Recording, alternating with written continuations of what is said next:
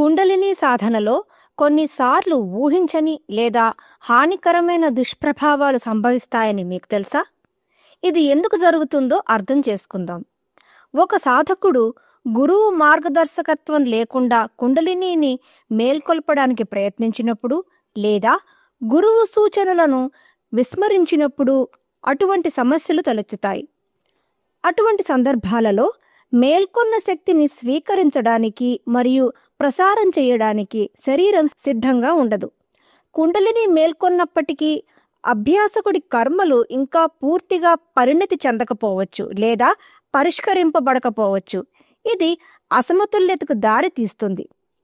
ఈ శక్తి యొక్క సమతుల్యత చెదిరినప్పుడు మూల చక్రం అంటే మూలాధార చక్రం నుండి శక్తి సజావుగా పైకి లేవడానికి బదులుగా ఇది శరీరంలోని వివిధ అవయవాలలో ఆటంకాలను కలిగిస్తుంది.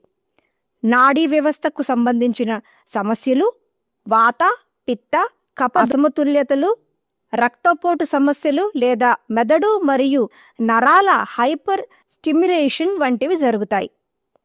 మానసికంగా అభ్యాసకుడు అహాన్ని అధిగమించకపోతే వారు నేనే దేవుణ్ణి అనే భావనలో పడిపోవచ్చు. అది అభ్యాసకుడిని ఆధ్యాత్మిక మార్గం నుండి దూరం చేస్తుంది.